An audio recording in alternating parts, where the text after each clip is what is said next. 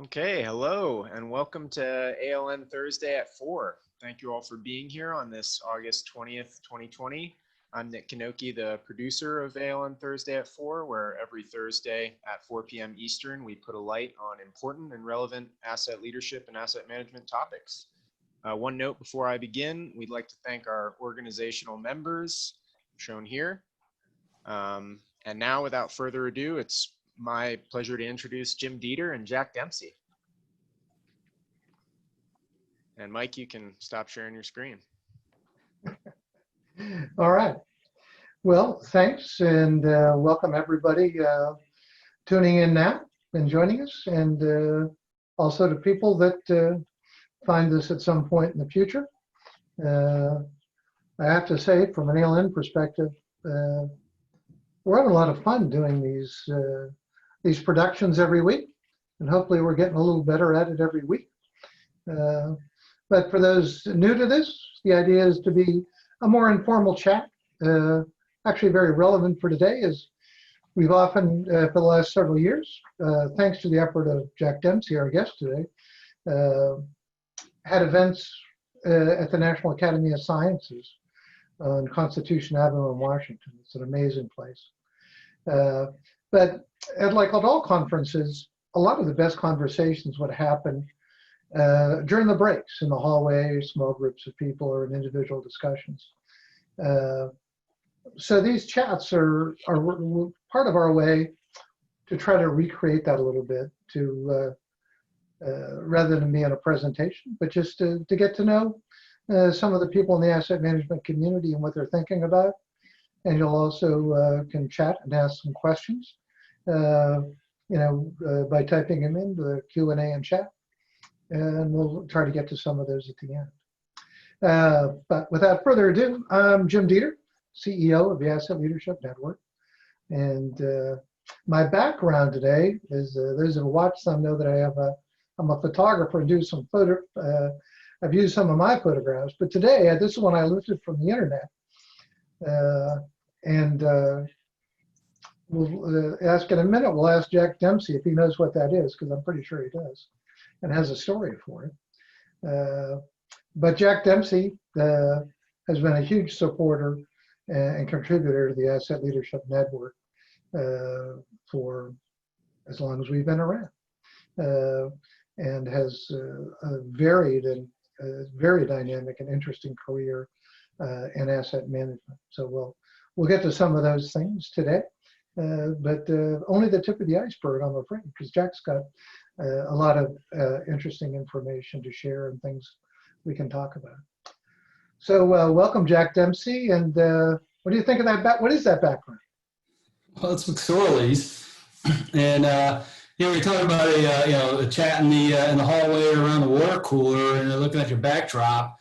And I was like, what about the one at the bar stool? There's a lot of business conducted there as well. For those who don't know, McSorley's, it's a place down on 7th Street in Lower Manhattan. It's a place also where 5 generations of my family has visited. So all of us come from somewhere, and our families come from somewhere, and there's a long progression of thinking and things that happen. And McSorley's is a bar that 5 generations of my family have been through. So great-great-grandfather, grandfather, father, myself, and now my children's, which some of them are of legal drinking age. So it's a nice place to visit if you ever get to Manhattan. There's lots of little good places to sneak into. So looking forward to the ability to do that after this pandemic thing plays through and we get back to a little bit more of a normal, or maybe a new normal. So thanks, Jim, for putting that up there. It's definitely always a nice warm memory for me. Not that like hanging on bars a lot, but there's a family story there. Thank you. They're putting a note up, Jack, saying that your voice is coming across a little strong and it's distorting a little bit. So maybe talk a little softer. That could be hard, but I think you're probably using your Coast Guard voice. So what I wanted to start with was to ask you, and I think I might make this a regular feature, is, so what's your origin story as an asset management person? How did you get started in this? So it's kind of simple. In high school, I worked for a mason, doing mason things, building brick walls and all that. He convinced me to become a civil engineer, and along those lines, that involved joining went to a Coast Guard Academy. And interestingly enough, they have ships. I just wanted to be a civil engineer.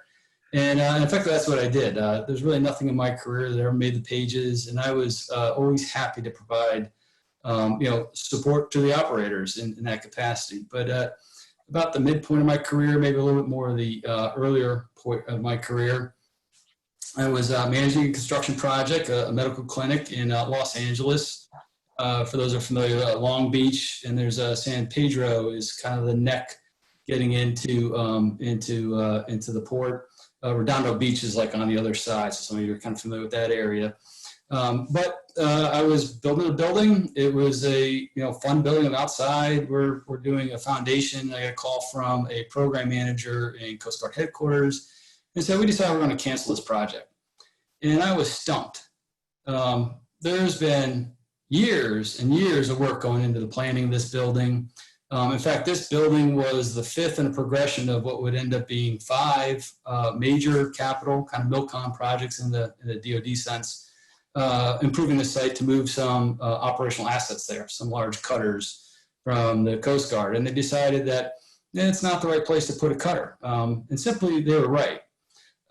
What you have in a port, you got kind of a lot of port activities going on and a lot of characters running around the port. And at the end of this port is a spit, San Pedro.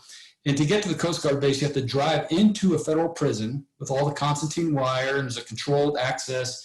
You make a right-hand turn into this prison compound, and you show up at the Coast Guard base. And if you look out to sea, it looks kind of really nice, but if you look everything around you, it's not so nice. So the circumstances were, you have these large operational cutters that are going to have effectively a lot of junior enlisted people who effectively just graduated high school, went to boot camp. They're all excited about joining the Coast Guard.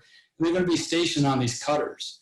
They're not going to have any money or not enough money to have a car or to go anyplace. So they would be more or less in prison for 3 years. When you're underway, it's busy. It's kind of like prison, someone would kind of explain that way. So you'd have a bunch of really motivated, ambitious, intelligent young people who are joining the Coast Guard, and we're going to have their first experience in Coast Guard at this location. So that was the reason why they decided that as soon as they figured that out, that they needed to not have those cutters there. And it just, like when I kind of figured that out, I'm like, how does this happen? Well, literally a decade of work, millions and millions of dollars, people who worked a good portion of their career to make all this happen. And right towards the end, they said, it's not going to work out. And I basically spent the rest of my career trying to answer, why does this happen? And learned that that's actually an asset management problem to solve. And it was that event. On that day, I could almost tell you exactly where I stood when I got the phone call. It was like a bolt of lightning, changed my career. And it took me about probably 7 or 8 years to figure out that I had changed that day. But eventually I learned more about asset management, and that brings me here today. So everybody's got a story. That's a great story. So one of the stories you've shared with me in the past, we haven't talked about it in a while, was one of your other duties as assigned in the Coast Guard had to do with being a secretary for a committee. Was that at the National Academies? Was that where that was? So yeah, there was So I fast forward a little bit. I got into grad school about mid-career. I was a little late, a late bloomer. Most people would kind of get to grad school a bit earlier in the career, but I was about mid-career officer. Got to grad school. I started doing some research and into economic models, again, to solve the problem that stumped me in San Pedro, and started kind of shooting my mouth off about how to fix things. Didn't realize I was asking for orders to headquarters. So, learned another lesson that day. Sometimes it's better to just keep your mouth shut. But yeah, I got to headquarters, and it was a interesting place. You learn a lot about a bureaucracy. I wasn't really excited about that aspect of it, but you also learn how large organizations operate. And my job was to try to make some of those ideas work. And along those lines, the Coast Guard did get involved with the Federal Facilities Council, which is a council, part of the National Academies. Met a lot of intelligent people, a lot of mentors that kind of showed me how to think out of the box, so to speak. And that led to a role as a committee member, or actually chaired a committee on emerging technology there for 3 years. And that experience really opened my eyes to how to affect change, not just how a bureaucracy works, but how to think about things in a different way and figure out how to make change happen. So again, it's, the path you follow kind of informs your next step. And yeah, that was a pivotal moment in my career when that opportunity presented itself. So I know you're working on a report for the National Academies. Is there anything you can tell us about that? I know it hasn't been published yet, so it's under wraps. Is that right? So yeah, fast forward another decade or so, and so I have an opportunity right now. I'm the vice chair of a committee on a strategy to renew federal facilities. For some of those who are familiar with the program there, I mean, everybody's heard about 2 to 4% of PRV is kind of a benchmark in terms of the maintenance money that should be budgeted for a facility portfolio. It's kind of a standard practice. That was published in a National Academies report 30 years ago. And since then, the Board of Infrastructure and Constructed Environment, in many ways, working with the Federal Facilities Council, there's a relationship there, has published a series of reports over the last 30 years. And we're currently working on the 8th report in that series.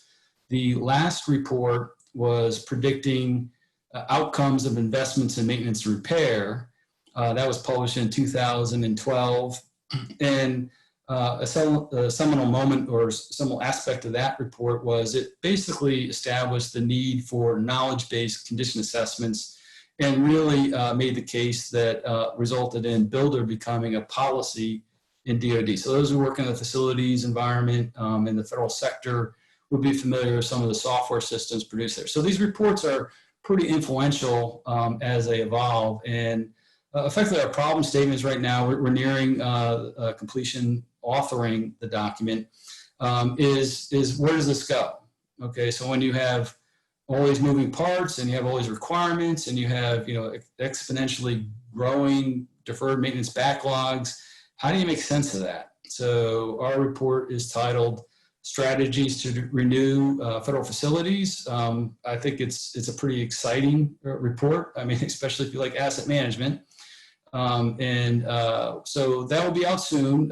So right now I really can't say too much about the findings, but it is a progression of thinking, really kind of building on how to implement OMB Circular A11, the Capital Programming Guide, which is really how do you formulate a budget to support funding and investments in facilities. And in this report, we'll talk about strategies that support that.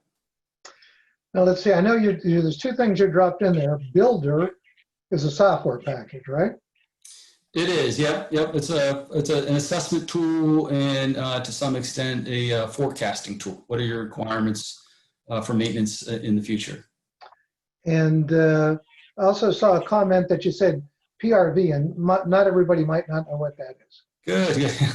It's we all have jargon. Present replacement value. So when you want to value your portfolio facilities in the federal sector, the typical valuation is called present replacement value, which is meant to be the equivalent on if you bought new facilities for each of your buildings or infrastructure, structures, transportation, roads, it would cost, what would that cost? And that's the present replacement value of an asset. And then of course you add that up and you end up with a present replacement value of your portfolio of facility assets. Good. Well now, so where we got involved was with ISO 55000. And of course, the ALN, is an outgrowth of the US tag to TC 251 for ISO 55000 to help promote management systems approach to asset management. And there's a lot going on with that now. Can you tell people what your role is and what you see coming and what they can expect a little bit? Certainly. And first, Jim, I don't know if I should thank you or you owe me a beer at that bar you're sitting at right now. Kind of being curious about these things. Yeah, I wanted to learn more about it, and of course, got to meet you, and got involved with ALN very early on, and was also introduced to ISO 55000, which is a management systems standard on asset management. Most people are probably more familiar with ISO 9000 on quality management.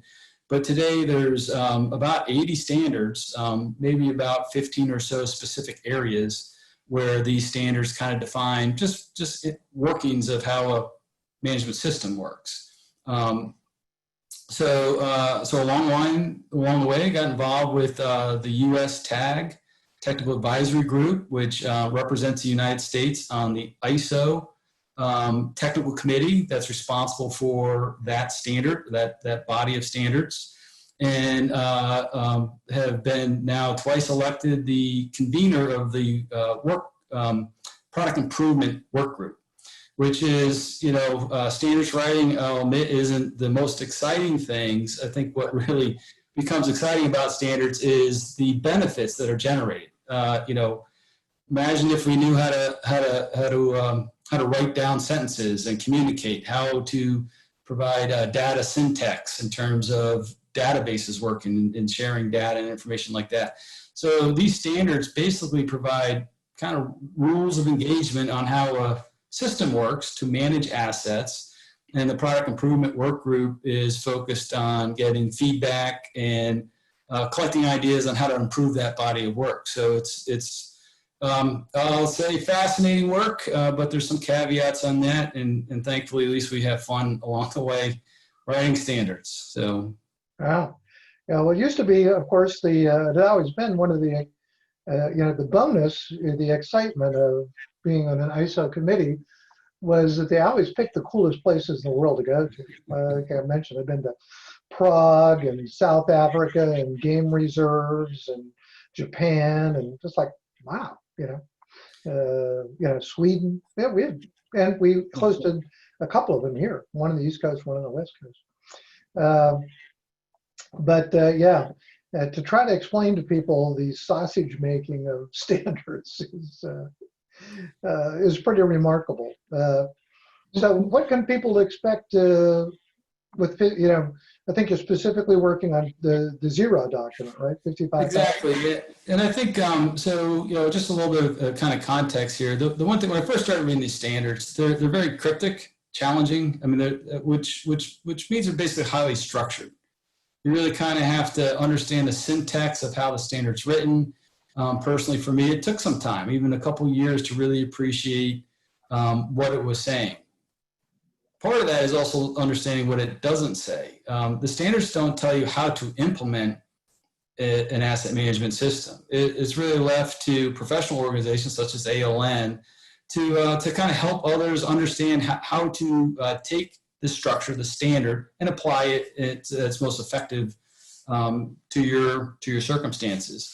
The big standard, or at least the big standard from the beginning, is the 55001 standard, and it's asset management system requirements. And it details in a very structured way basically all the characteristics, all the evidence-based demonstrations that an asset management system should have. If I like to say, if you operated like a Wawa or 7-Eleven, and you, as a proprietor of that organization or that establishment, can keep the doors open for 2 years, you're about 85, maybe 90% conforming to a successful management system. You understand where the customers come from. You understand what they need. You can meet performance requirements in terms of regulatory, safety. You got health and safety inspections coming in. So if you can run a business, something like that, you're using management system practices. What a management system standard, and we're talking about ISO 55001, takes you from that 85%, 90%, which is where most people can kind of get by, and gives you the ability and the discipline to raise your capabilities higher, meaning perform. And sometimes that's necessary for assurances. You have stakeholders, for example, you're providing water, you're a water utility, and you need to deliver water to customers. Well, they want to know it's safe drinking water. They want to know that you're making good use of what you're charging them, meaning you're investing in that infrastructure for the future. And there's obviously a lot of examples where that doesn't happen. So asset management becomes a big, important part of the circumstance. 55,001 defines requirements, kind of like it's basically making sure if you're managing your assets, your portfolio of assets, that you're managing it the right way. Basically you're getting things done correctly. You're kind of dotting your I's, crossing your T's. Things are going to keep on working. We're talking about 55,000, which is its sister standard. And that standard has been kind of like an introduction to 55,001. And it talks about, a little bit of the benefits of asset management. It touches on some principles. It provides some context of how it fits into other management systems. Risk management is an important aspect. And the work we're starting right now as we look to update these standards is to evolve that and take more of a principle-based approach. So the view here is that principles make sure the right things get done, and requirements make sure things get done right. And it's kind of a yin and yang relationship where if you can pull those together, we believe, and this is where the Technical Committee 251, the ISO committee that manages these standards, thinks that this is something that's going to be helpful to those who want to pick up their game in asset management, which is ultimately delivering value to your stakeholders, to your clients. It could be in the form of security, profitability. It could be being competitive. A lot of federal governments just want to make sure that what they're doing is providing good service to the public. So, lots of moving parts there. It's a little bit in the weeds in terms of the standard, but if you want to get involved, that's how you do it. That's where you start. That's the root cause for what we believe is going to be something that's going to help many people in this world better manage their assets. Well, as you know, for the development process, I was on the 55,000 committee, and I jumped in front of trains and I tilted at windmills, and I shot people, I got shot. It could be messy, but I can look at that document, and it's pretty exciting to know that. First as a representative of the United States, and I was the head of the delegation. I was just like, wow, that's really awesome. And I'm sure you must feel that kind of, it's an honor and a privilege, but it's also a responsibility to be representing the United States and leading this an international group in this committee to develop, an improvement and revision to this standard. Now, do you think, is there anything going to be drastically different, do you think? And people need to think, well, do I need to worry about how it's going to be different? Or you think it'll just be better? Or what do you think? Well, two things. First, Jim, thanks for the compliment. I think myself and I think all those who are involved are there for the right reason. They're volunteers, and they really want to make a contribution to try to make things better. I mean, we all have day jobs, so to speak. So it supports that. So there's, it's kind of a labor of love in that regard. On your question, I think the answer is, I would say, a little bit of both yes and no. It's no because I think the foundation of the standard, that's the 55,000 and 55,001, have demonstrated to be very successful. So there's a lot of interest to keep the stability in those standards, the clarity in those standards. It takes a long time to learn and understand how to apply those standards. So if there's dramatic shifts, it could be very disruptive, in fact, very unproductive, supporting the advancement of asset management. I will say yes, in that I think there's a growing appreciation and understanding that a principle-based approach is something that will add value to the conversation. For example, a lot of the people I'm working with, I typically, most of my clients from the federal sector, if you walk in, particularly with executive leadership, and you start explaining to them there's this detailed standard and you got to kind of get conform, and if they remember anything about ISO 9000, they're still not over that hangover. So they're kind of like, I'm not really ready to do that. But everywhere I go, and obviously I'm kind of in the business of asset management, there is a strong interest. There's a foundational interest. Like, I think we can do things better around here. Where do I go to figure that out? So I think particularly in the 55,000 document, we're going to look at how to clarify and simplify what are the principles that really work, really kind of what resonates with people that seem to help them make sure that they get the right thing done.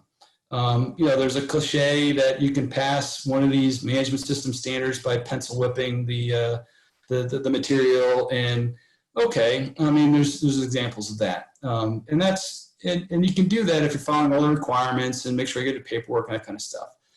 But I think together, I think there seems to be a growing understanding and agreement that balancing, how to do things right with getting the right things done is a good formula.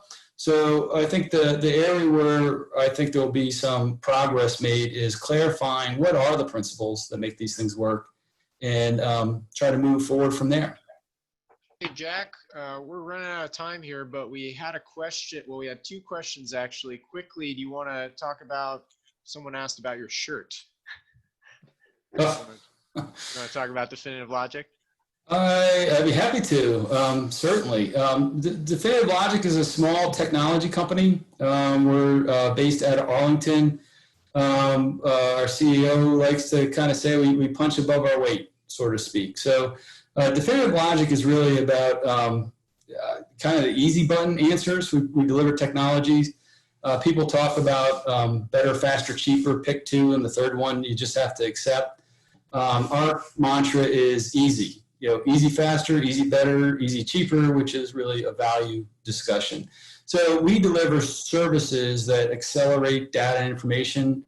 As examples, we've built the technology stack for the financial system that the U.S. Air Force uses. We're currently doing the same for the Department of Homeland Security. We've built out and digitized the entire capital planning process for the U.S. Air Force. So even though we're a small company, we have focused our attention kind of laser beam on what's the easy answer to deliver technologies to make things happen. And I'm happy to say we're very active in the area of asset management, which is a perfect combination for me. That's great, Jack. Well, we want to respect people's time, so we're going to just show some closing slides here. Thanks again, Jack Dempsey. If any of you guys out there want to continue this conversation, feel free to reach out to any of us. webinar@assetleadership.net is a good email. Otherwise, we just want to thank kind of the organizational members again, and see you all next week. Thanks. And thanks, Jack. Thank you. Thank you, ALN. I really appreciate the work you're doing. Thanks.